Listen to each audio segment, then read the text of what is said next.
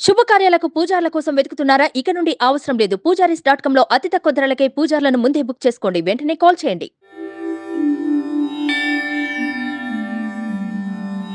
श्रीपादः पातु मे पादौ ऊरू सिद्धासनस्थितः पायाद्दिगम्बरो गुह्यं नृहरिः पातु मे कटिम्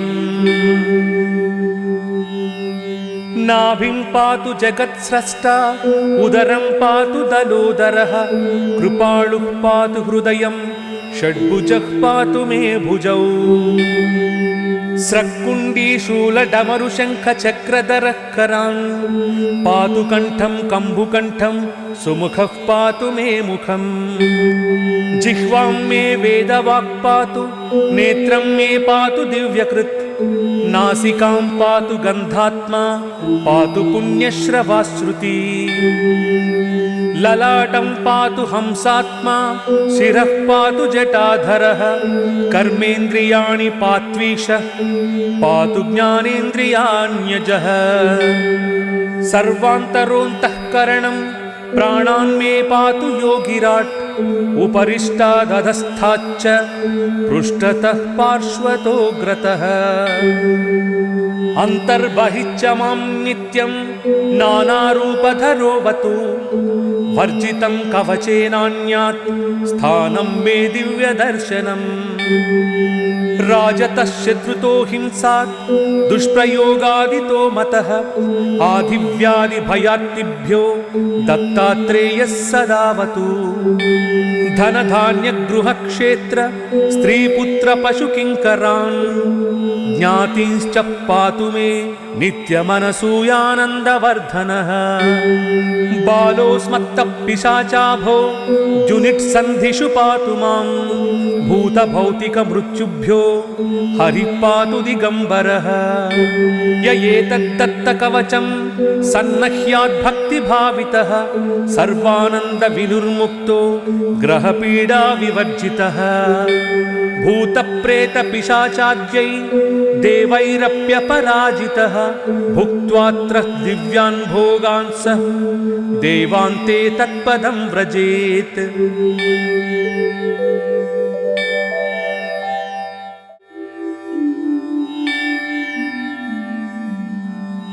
श्रीपादः पातु मे पादौ ऊरू सिद्धासनस्थितः पायाद्दिगम्बरो गुह्यं नृहरिः पातु मे कटिम् नाभिं पातु जगत्स्रष्टा उदरं पातु दलोदरः कृपालुः पातु हृदयं षड्भुजः पातु मे भुजौ स्रक्कुण्डीशूलडमरुशङ्खचक्रधरः करान् पातु कण्ठं कम्बुकण्ठं सुमुखः पातु मे मुखम्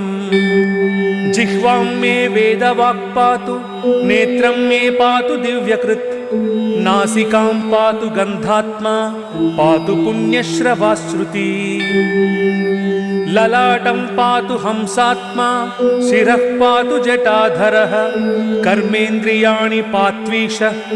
पातु ज्ञानेन्द्रियाण्यजः सर्वान्तरोऽन्तःकरणं प्राणान् मे पातु योगिराट् उपरिष्टादधस्थाच्च पृष्ठतः पार्श्वतोऽग्रतः अन्तर्बहिश्च मां नित्यं नानारूपधरोऽवतु वर्जितं कवचेनान्यात् स्थानं मे दिव्यदर्शनम् राजतः शत्रुतो हिंसात् दुष्प्रयोगादितो मतः आधिव्याधिभयात्तिभ्यो दत्तात्रेयः सदावतु धनधान्यगृहक्षेत्र स्त्रीपुत्रपशुकिङ्करान् ज्ञातींश्च पातु मे नित्यमनसूयानन्दवर्धनः बालोऽस्मत्तः पिशाचाभो जुनिट्सन्धिषु पातु मां भूतभौतिकमृत्युभ्यो हरिः पातु दिगम्बरः य एतद्दत्तकवचं सन्नह्याद्भक्तिभावितः सर्वानन्दविनुर्मुक्तो ग्रहपीडाविवर्जितः भूतप्रेतपिशाचाद्यै देवैरप्यपराजितः भुक्त्वात्र दिव्यान् भोगान् सः देवान्ते तत्पदं व्रजेत्।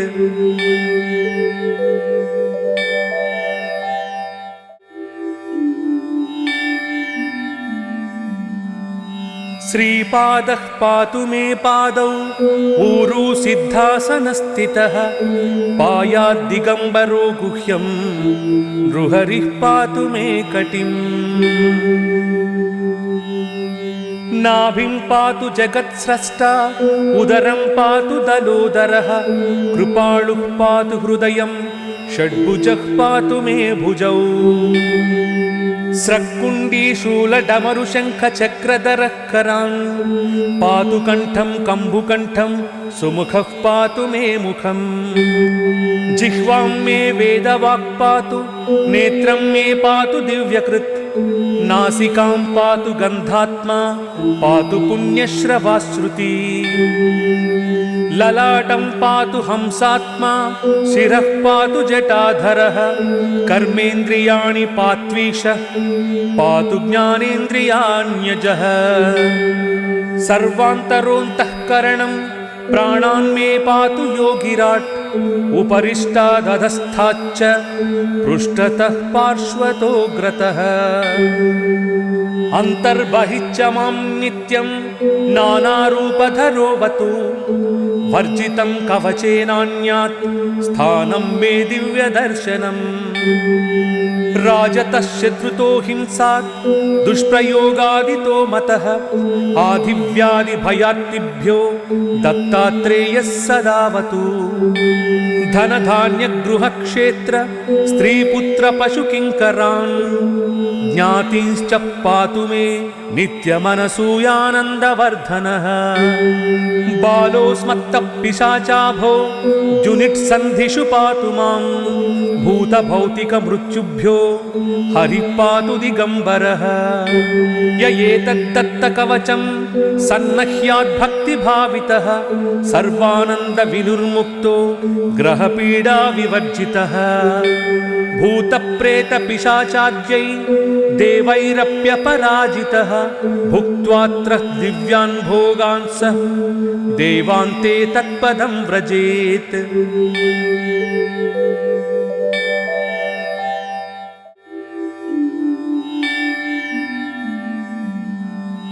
श्रीपादः पातु मे पादौ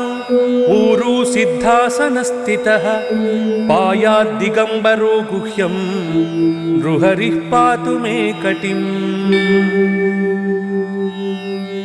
नाभिं पातु जगत्स्रष्टा उदरं पातु दलोदरः कृपाळुः पातु हृदयं षड्भुजः पातु मे भुजौ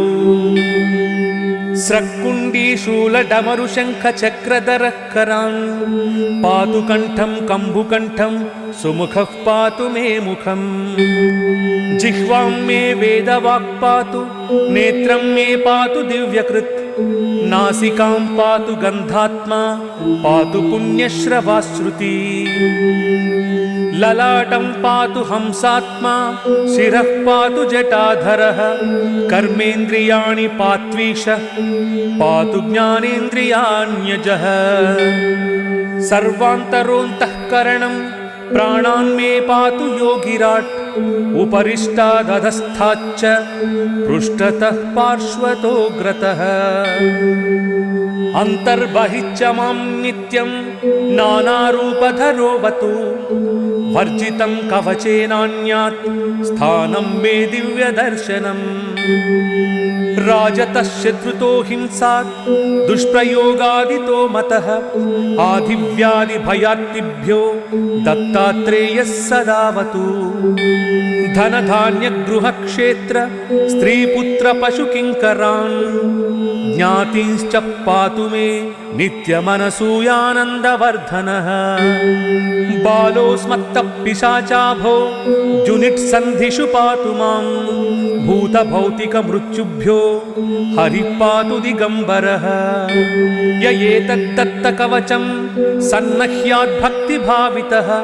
सर्वानन्दविनुर्मुक्तो ग्रहपीडाविवर्जितः भूतप्रेतपिशाचाद्यै देवैरप्यपराजितः भुक्त्वात्र दिव्यान् भोगान् सः देवान्ते तत्पदं व्रजेत्।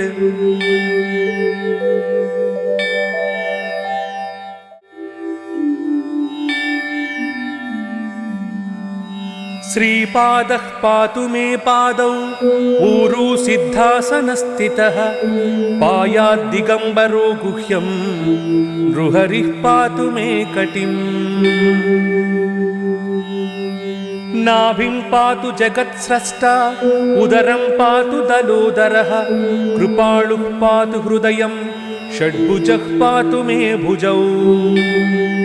स्रक्कुण्डीशूलडमरुशङ्खचक्रधरः करान् पातु कण्ठं कम्बुकण्ठं सुमुखः पातु मे मुखम् जिह्वां मे वेदवाक् पातु नेत्रं मे पातु दिव्यकृत् नासिकां पातु गन्धात्मा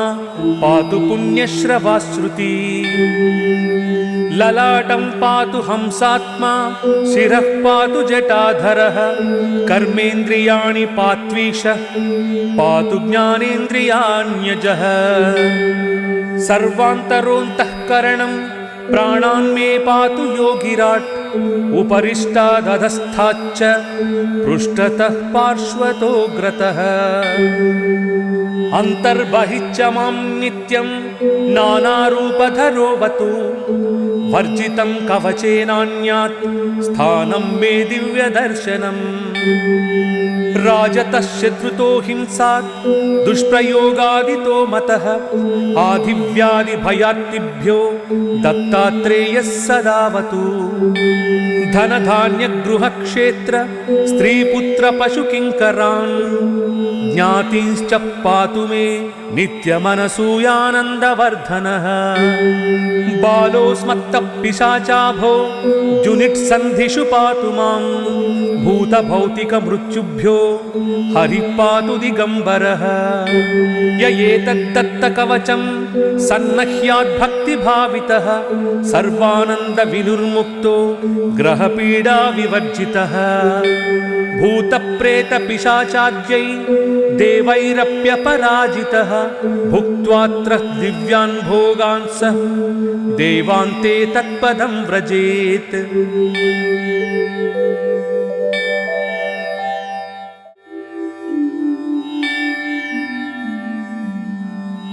श्रीपादः पातु मे पादौ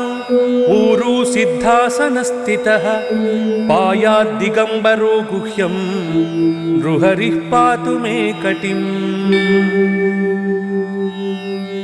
नाभिं पातु जगत्स्रष्टा उदरं पातु दलोदरः कृपाळुः पातु हृदयं षड्भुजः पातु मे भुजौ स्रक्कुण्डीशूलडमरुशङ्खचक्रधरः करान् पातु कण्ठं कम्बुकण्ठं सुमुखः पातु मे मुखम् जिह्वां मे वेदवाक् पातु नेत्रं मे पातु दिव्यकृत् नासिकां पातु गन्धात्मा पातु पुण्यश्रवाश्रुति ललाटं पातु हंसात्मा शिरः पातु जटाधरः कर्मेन्द्रियाणि पात्वीशः पातु ज्ञानेन्द्रियाण्यजः सर्वान्तरोऽन्तःकरणं प्राणान् मे पातु योगिराट् उपरिष्टादधस्थाच्च पृष्ठतः पार्श्वतोऽग्रतः अन्तर्बहिश्च मां नित्यं नानारूपधरोऽवतु वर्जितं कवचेनान्यात् स्थानं मे दिव्यदर्शनम् राजतः शत्रुतो हिंसात् दुष्प्रयोगादितो मतः आधिव्याधिभयात्तिभ्यो दत्तात्रेयः सदावतु धनधान्यगृहक्षेत्र स्त्रीपुत्रपशुकिङ्करान् ज्ञातींश्च पातु मे नित्यमनसूयानन्दवर्धनः बालोऽस्मत्तः पिशाचाभो जुनिट्सन्धिषु पातु मां भूतभौतिकमृत्युभ्यो हरिः पातु दिगम्बरः य एतत्तत्तकवचं सन्नह्याद्भक्तिभावितः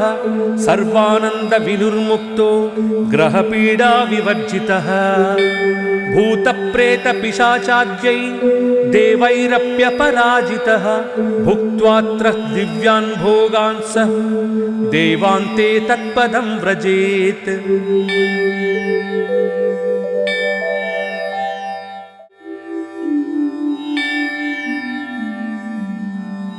श्रीपादः पातु मे पादौ ऊरू सिद्धासनस्थितः पायाद्दिगम्बरो गुह्यं नृहरिः पातु मे कटिम् नाभिं पातु जगत्स्रष्टा उदरं पातु दलोदरः कृपाळुः पातु हृदयं षड्भुजः पातु मे भुजौ स्रक्कुण्डीशूलडमरुशङ्खचक्रधरः करान् पातु कण्ठं कम्बुकण्ठं सुमुखः पातु मे मुखम् जिह्वां मे वेदवाक् पातु नेत्रं मे पातु दिव्यकृत् नासिकां पातु गन्धात्मा पातु पुण्यश्रवाश्रुति ललाटं पातु हंसात्मा शिरः पातु जटाधरः कर्मेन्द्रियाणि पात्वीशः पातु ज्ञानेन्द्रियाण्यजः सर्वान्तरोऽन्तःकरणं प्राणान् मे पातु योगिराट् उपरिष्टादधस्थाच्च पृष्ठतः पार्श्वतोऽग्रतः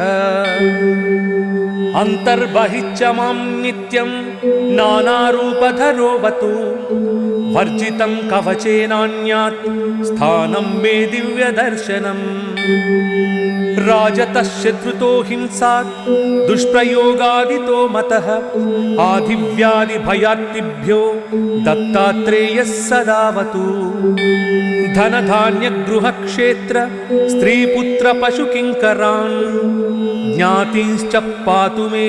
नित्यमनसूयानन्दवर्धनः बालोऽस्मत्तः पिशाचाभो जुनिट्सन्धिषु पातु मां भूतभौतिकमृत्युभ्यो हरिः पातु दिगम्बरः य एतत्तत्तकवचं सन्नह्याद्भक्तिभावितः सर्वानन्दविनुर्मुक्तो ग्रहपीडाविवर्जितः भूतप्रेतपिशाचाद्यै देवैरप्यपराजितः भुक्त्वात्र दिव्यान् भोगान् सः देवान्ते तत्पदं व्रजेत्।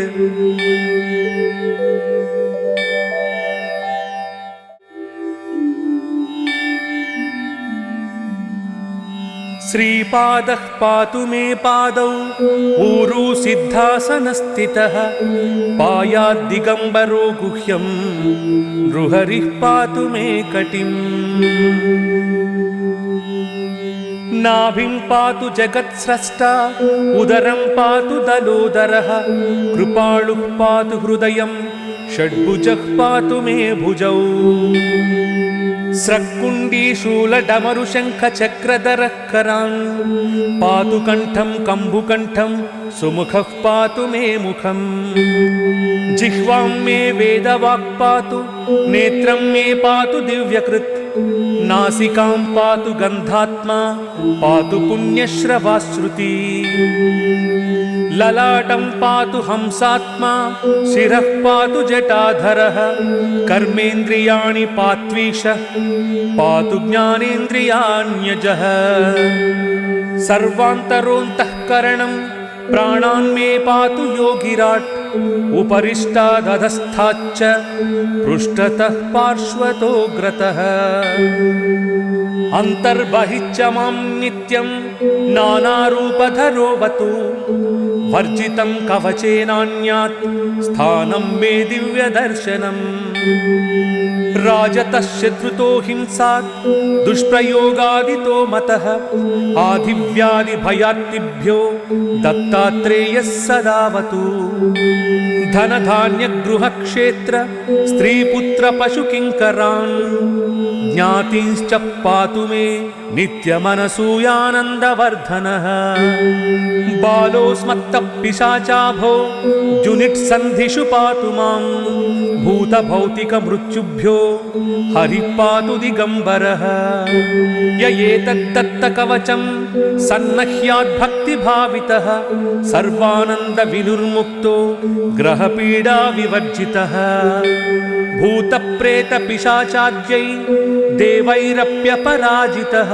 भुक्त्वात्र दिव्यान् भोगान् सः देवान्ते तत्पदं व्रजेत्।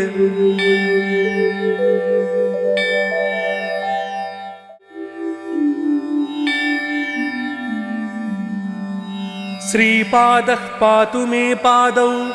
ऊरू सिद्धासनस्थितः पायाद्दिगम्बरो गुह्यं नृहरिः पातु मे कटिम् नाभिं पातु जगत्स्रष्टा उदरं पातु दलोदरः कृपालुः पातु हृदयं षड्भुजः पातु मे भुजौ स्रक्कुण्डीशूलडमरुशङ्खचक्रधरः करान् पातु कण्ठं कम्बुकण्ठं सुमुखः पातु मे मुखम् जिह्वां मे वेदवाक् पातु नेत्रं मे पातु दिव्यकृत् नासिकां पातु गन्धात्मा पातु पुण्यश्रवाश्रुति ललाटं पातु हंसात्मा शिरः पातु जटाधरः कर्मेन्द्रियाणि पात्वीशः पातु ज्ञानेन्द्रियाण्यजः सर्वान्तरोऽन्तःकरणं प्राणान् मे पातु योगिराट् उपरिष्टादधस्थाच्च पृष्ठतः पार्श्वतोऽग्रतः अन्तर्बहिश्च मां नित्यं नानारूपधरोऽवतु वर्जितं कवचेनान्यात् स्थानं मे दिव्यदर्शनम् राजतः शत्रुतो हिंसात् दुष्प्रयोगादितो मतः आधिव्याधिभयार्तिभ्यो दत्तात्रेयः सदावतु धनधान्यगृहक्षेत्र स्त्रीपुत्र पशुकिङ्करान् ज्ञातींश्च पातु मे नित्यमनसूयानन्दवर्धनः बालोऽस्मत्तः पिशाचाभो जुनिट्सन्धिषु पातु मां भूतभौतिकमृत्युभ्यो हरिः पातु दिगम्बरः य एतद्दत्तकवचं सन्नह्याद्भक्तिभावितः सर्वानन्दविनुर्मुक्तो ग्रहपीडाविवर्जितः भूतप्रेतपिशाचाद्यै देवैरप्यपराजितः भुक्त्वात्र दिव्यान् भोगान् सः देवान्ते तत्पदं व्रजेत्।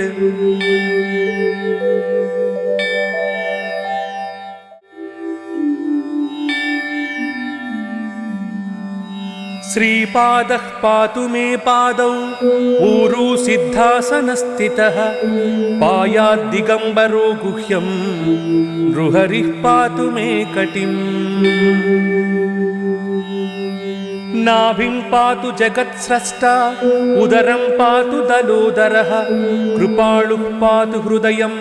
षड्भुजः पातु मे भुजौ स्रक्कुण्डीशूलडमरुशङ्खचक्रधरः करान् पातु कण्ठं कम्बुकण्ठं सुमुखः पातु मे मुखम् जिह्वां मे वेदवाक् पातु नेत्रं मे पातु दिव्यकृत् नासिकां पातु गन्धात्मा पातु पुण्यश्रवाश्रुति ललाटं पातु हंसात्मा शिरः पातु जटाधरः कर्मेन्द्रियाणि पात्वीशः पातु ज्ञानेन्द्रियाण्यजः सर्वान्तरोऽन्तःकरणं प्राणान् मे पातु योगिराट् उपरिष्टादधस्थाच्च पृष्ठतः पार्श्वतोऽग्रतः अन्तर्बहिश्च मां नित्यं नानारूपधरोऽवतु वर्जितं कवचेनान्यात् स्थानं मे दिव्यदर्शनम् राजतः शत्रुतो हिंसात् दुष्प्रयोगादितो मतः आधिव्याधिभयार्तिभ्यो दत्तात्रेयः सदावतु धनधान्यगृहक्षेत्र स्त्रीपुत्रपशुकिङ्करान् ज्ञातींश्च पातु मे नित्यमनसूयानन्दवर्धनः बालोऽस्मत्तपिशाचाभो जुनिट्सन्धिषु पातु मां भूतभौतिकमृत्युभ्यो हरिः पातु दिगम्बरः य एतद्दत्तकवचं सन्नह्याद्भक्तिभावितः सर्वानन्दविनुर्मुक्तो ग्रहपीडाविवर्जितः भूतप्रेतपिशाचाद्यै देवैरप्यपराजितः भुक्त्वात्र दिव्यान् भोगान् स देवान्ते तत्पदं व्रजेत्।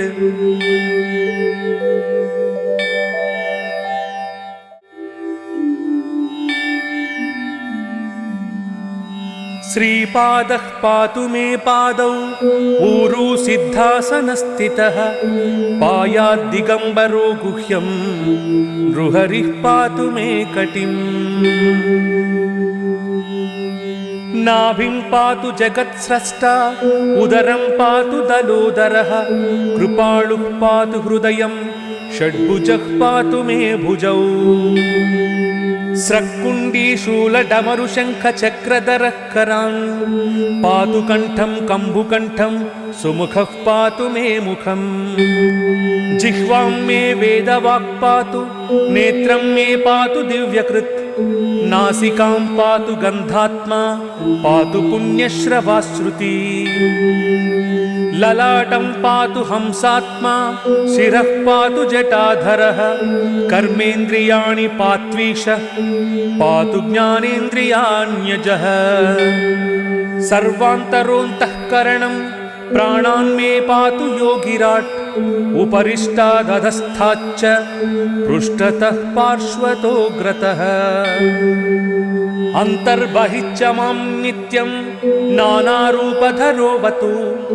वर्जितं कवचेनान्यात् स्थानं मे दिव्यदर्शनम् राजतः शत्रुतो हिंसात् दुष्प्रयोगादितो मतः आधिव्याधिभयात्तिभ्यो दत्तात्रेयः सदावतु धनधान्यगृहक्षेत्र स्त्रीपुत्रपशुकिङ्करान् ज्ञातींश्च पातु मे नित्यमनसूयानन्दवर्धनः बालोऽस्मत्तपिशाचाभो जुनिट्सन्धिषु पातु मां भूतभौतिकमृत्युभ्यो हरिः पातु दिगम्बरः य एतद्दत्तकवचं सन्नह्याद्भक्तिभावितः सर्वानन्दविनुर्मुक्तो ग्रहपीडाविवर्जितः भूतप्रेतपिशाचाद्यै देवैरप्यपराजितः भुक्त्वात्र दिव्यान् भोगान् स देवान्ते तत्पदं व्रजेत्।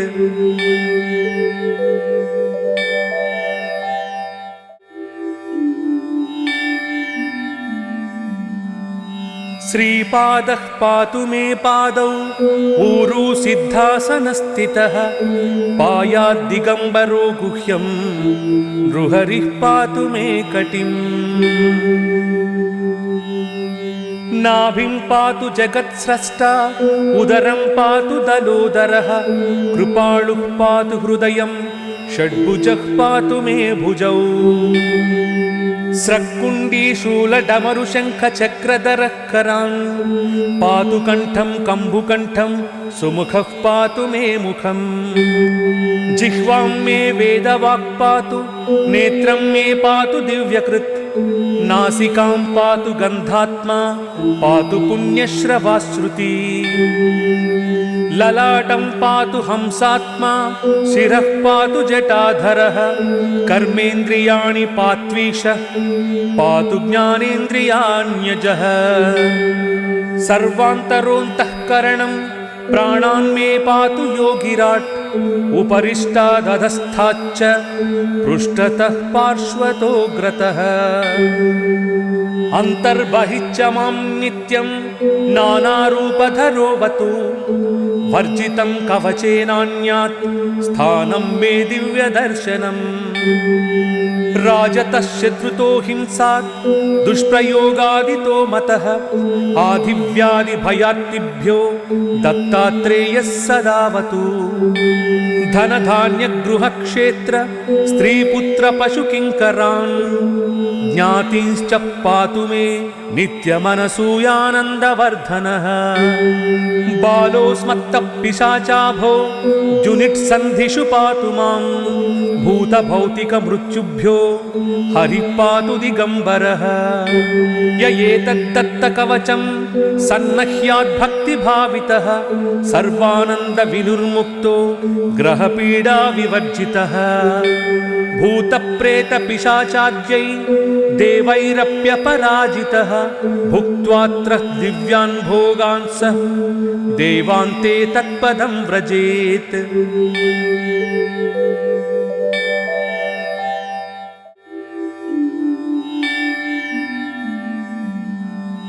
श्रीपादः पातु मे पादौ ऊरू सिद्धासनस्थितः पायाद्दिगम्बरो गुह्यं नृहरिः पातु मे कटिम् नाभिं पातु जगत्स्रष्टा उदरं पातु दलोदरः कृपाळुः पातु हृदयं षड्भुजः पातु मे भुजौ स्रक्कुण्डीशूलडमरुशङ्खचक्रधरः करान् पातु कण्ठं कम्बुकण्ठं सुमुखः पातु मे मुखम् जिह्वां मे वेदवाक् पातु नेत्रं मे पातु दिव्यकृत् नासिकां पातु गन्धात्मा पातु पुण्यश्रवाश्रुति ललाटं पातु हंसात्मा शिरः पातु जटाधरः कर्मेन्द्रियाणि पात्वीशः पातु ज्ञानेन्द्रियाण्यजः सर्वान्तरोऽन्तःकरणं प्राणान् मे पातु योगिराट् उपरिष्टादधस्थाच्च पृष्ठतः पार्श्वतोऽग्रतः अन्तर्बहिश्च मां नित्यं नानारूपधरोऽवतु वर्जितं कवचेनान्यात् स्थानं मे दिव्यदर्शनम् राजतः शत्रुतो हिंसात् दुष्प्रयोगादितो मतः आधिव्याधिभयात्तिभ्यो दत्तात्रेयः सदावतु धनधान्यगृहक्षेत्र स्त्रीपुत्रपशुकिङ्करान् ज्ञातींश्च पातु मे नित्यमनसूयानन्दवर्धनः बालोऽस्मत्तः पिशाचाभो जुनिट्सन्धिषु पातु मां भूतभौतिकमृत्युभ्यो हरिः पातु दिगम्बरः य एतद्दत्तकवचं सन्नह्याद्भक्तिभावितः सर्वानन्दविनुर्मुक्तो ग्रहपीडाविवर्जितः भूतप्रेतपिशाचाद्यै देवैरप्यपराजितः भुक्त्वात्र दिव्यान् भोगान् सः देवान्ते तत्पदं व्रजेत्।